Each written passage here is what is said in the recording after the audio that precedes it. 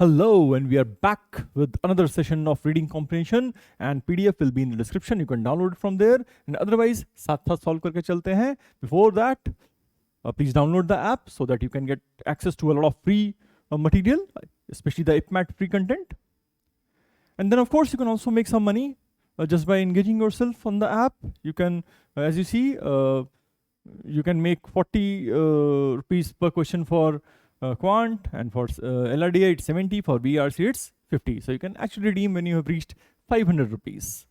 And then of course you've got batches running for IPMAT 27 and 28. So you may enroll as quickly as possible. And now we have the passage.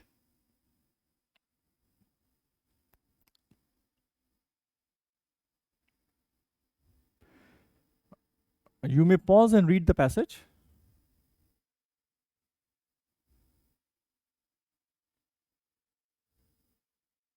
That is question number 1. Number 2.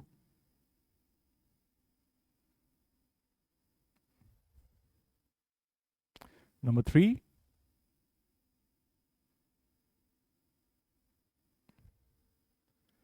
Number 4.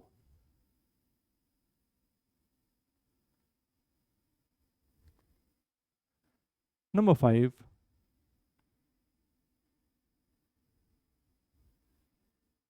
And number 6. All right. So I hope you have paused and gone through the passage and attempted the answers. And now we can go to the explanation part. All right. In the early months of 1864 election year, the abolitionist Frederick Douglass wrote a speech titled "The Mission of the War" and delivered it repeatedly across the northern states. एक speech में लिखा कौन सी? The mission of the war, जो war हो रहा है उसका target क्या है? Why is it that we are fighting a war? It became one of the finest speeches in his long career and served several purposes. It supported Abraham Lincoln's re-election, sought to strengthen northern morale during the Civil War, and above all, redefined the conflict as an abolition war. So basically जो war था उसको redefine कर दिया, abolition war that would permanently transform the United States. Douglas argued that moral principles outweighed political expediency, that is convenience, and presented the war as a necessary struggle to destroy slavery and create a new nation founded on justice. Okay, so moral principles were more important than political convenience and presented the war as a necessary struggle. The war was necessary to destroy slavery and create a new nation founded on justice. तो ये हमारे Frederick Douglass साहब की speech थी. Douglas delivered the speech in the style of the Hebrew prophet Jeremiah, whom he deeply admired. Echoing Jeremiah's call to root out and build, Douglas portrayed the Civil War as a divine lesson, its truths written in characters of blood. To him, the conflict was a holy war against slavery. Again, it is being reinforced that according to Douglas, the conflict was a holy war against slavery, which he repeatedly personified as a destructive force threatening the nation's future. So slavery, he defined slavery as a destructive force that threatened the nation's future. He warned that allowing even a small return of slavery would eventually restore its full power, urging listeners to reject any compromise that preserved the institution. So he did not want any part of the institution, that is slavery, to be preserved. The speech appealed not only to moral conviction, but also reflected Douglas's changing political role. Rather than speaking solely as a reformer, he now presented himself as a patriot advocating revolutionary change. He described the nation as passing through a painful but necessary school of affliction. कि ठीक है यार, disease है but necessary है, we'll come out stronger. Arguing that immense suffering could teach Americans to respect justice and equality. In his view, the bloodshed of war, though tragic, offered the possibility of national renewal. So it was tragic, but it offered the possibility of a national renewal. Basically fight against conflict. जो conflict है वो slavery खत्म करने के लिए है. At the time, however, victory remained uncertain. Lincoln sought re-election while facing Democrat George M. McClellan, whose party fiercely opposed emancipation, that is, liberation, Azadi, and conducted an openly racist campaign against Republican policies. Many Democrats portrayed Lincoln as promoting racial equality and attempted to encourage fears of interracial marriage to weaken public support. Now, these were different times in the US, and they were heavily in favor of slavery, and they were totally against any black emancipation or liberation. In August 1864, Lincoln invited Douglas to the White House. Believing he might lose the election, Lincoln asked whether he should retreat from emancipation in response to public opinion. Now, Abraham Lincoln was fighting an election, and he actually sought Douglas's advice whether he should retreat from emancipation, whether he should make a change in his election policies and retreat from emancipation, do away with his policy of liberation. In response to public opinion, Douglas firmly opposed any compromise. But Douglas ne bola, no sir, aisa mat karo, don't do it. The president also asked him to organize efforts to help enslaved people escape from the Upper South before the election in case a Democratic victory threatened emancipation. And he also said ki bhai, Upper South, if there are any slaves in the Upper South, find a way to make them escape from there.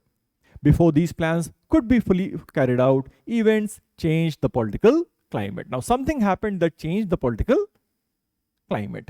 General William Tecumseh Sherman's capture of Atlanta revived Northern confidence, and Lincoln won re-election with 55% of the popular vote. Now, something happened, capture of Atlanta, and this helped Abraham to win the election by 55% of the popular vote with.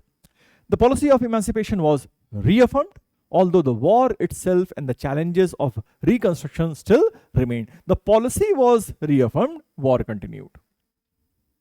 Douglas had declared that the true mission of the Civil War was national regeneration.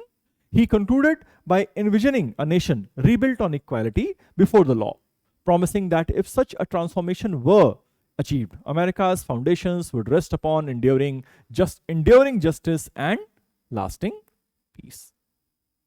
Now let's see the first question. It says, which of the following best captures the central purpose of the passage? Central idea of the passage. Number 1, A. To explain why the abolitionist movement gradually replaced military objectives with social reform during Civil War. Replaced military objectives. I don't think replacement की बात वहां पे शायद नहीं हुई है. It was, what is the purpose? The purpose was to abolish slavery and make sure it does not return. I think so. B. To argue that Abraham Lincoln's political success depended primarily on Frederick Douglass's influence during the election of 1864. बेटा, by the way, वो Sherman's recapture of Atlanta पे ज़्यादा focus किया उन्होंने एक line पे. It is not that it depended primarily on. Okay, it might have been influenced, but it's not as if he won because of Douglas. इसको तो हटाते हैं. C. To demonstrate that religious rhetoric proved more persuasive than military victories in sustaining Northern support during the Civil War. There is no discussion of any religious rhetoric. D. To show how Frederick Douglass transformed the Civil War from a political contest into a moral struggle whose outcome would determine the nation's future. All parts covered. Civil War from political contest into a moral struggle whose outcome would determine the nation's future, lasting and enduring peace and all those things. Yes, so we can happily stay with D for Delhi as the answer for the first one. Number 2, which of the following can be most reasonably inferred? What can be derived from the information that we have in the passage? Inferred from Douglas's repeated warning against a slaveholding peace. Okay, A.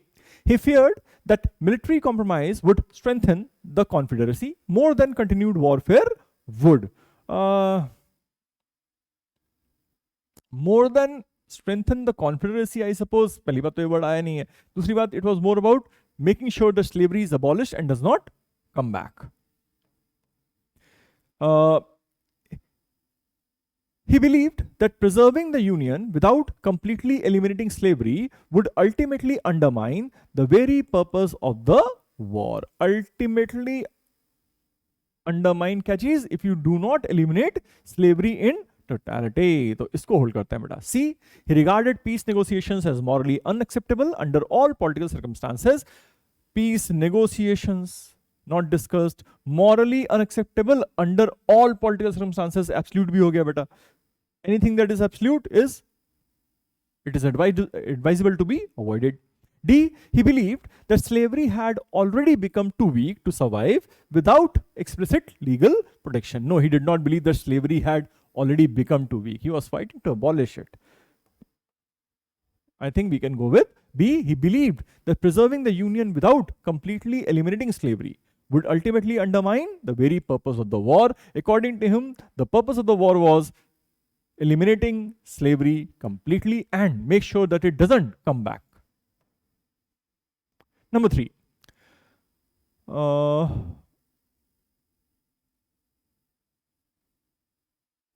I think it repeat ho gaya hai. Okay, we go to number 4 then in that case. Which of the following assumptions most strongly underlies Douglas's belief that the Civil War represented national regeneration? Okay, what do we need to answer? We need to find out the assumption, which means what was the thought behind his entire speech. Public opinion naturally shifts in favor of justice as wars become increasingly destructive. Public opinion naturally shifts in favor of justice. I think yahan pe he didn't think that way. Nations experiencing prolonged conflict inevitably emerge politically stronger than before. There is no discussion of that any prolonged conflict will result in a political stronger nation. Koi discussion nahi yahan pe. C. Lasting political transformation requires not merely institutional change, but a corresponding moral transformation of society. Institutional change माने slavery हटाना ही पड़ेगा and people have to accept the idea of justice. रोकते हैं भाई. D. Democratic governments possess a greater capacity for self-correction than authoritarian states. There is no comparison between democratic governments and authoritarian states. तो इसको हटाते हैं बेटा and we can hold C as the answer.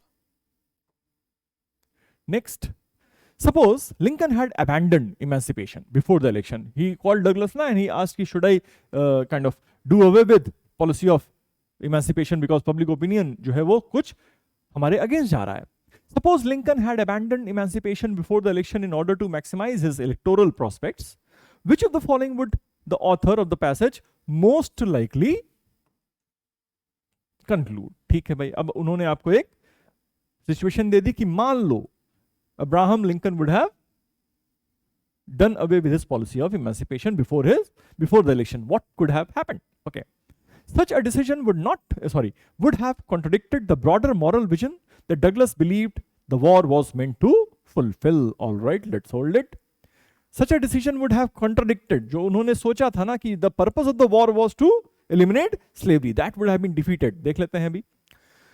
Such a decision would probably have produced an immediate military victory while weakening abolitionist support. We have no information about any immediate victory possible. इसको हटाते हैं. C.